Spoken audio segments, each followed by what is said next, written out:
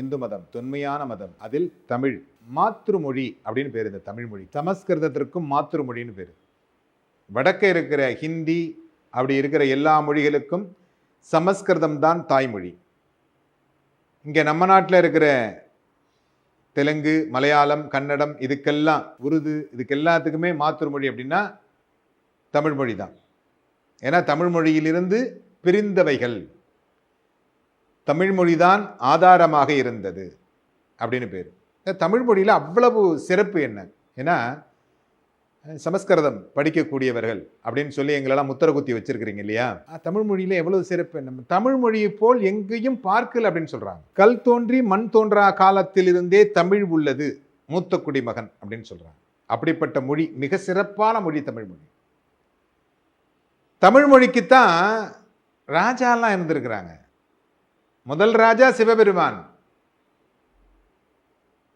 ஆதியும் அந்தமும் இல்லாத சிவபெருமான் முதல் ராஜாவாக இருந்திருக்கிறார்.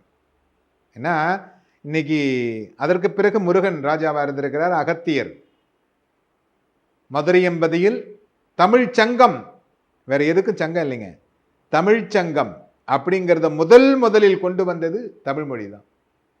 சத் சங்கம், தமிழ்ச்சங்கம், இதெல்லாம் முதல்ல தமிழ் மொழியில தான் வந்தது.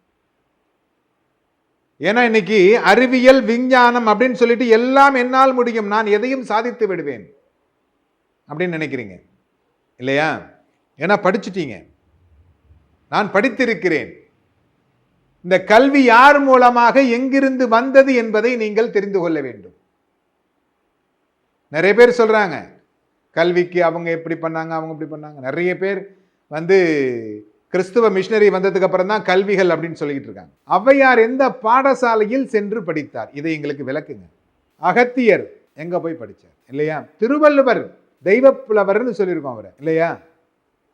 ஏன் அப்படின்னா இவர்கள் எல்லோருமே இறைவனுடைய ஆசியில்தான் இவ்வளவு தூரம் எல்லா விஷயங்களும் செய்தார்கள். நெல்லிக்கிணையை அவ்வை பாட்டிக்கு கொடுக்கிறார் என்றால் காரணம் என்ன தெரியுமா?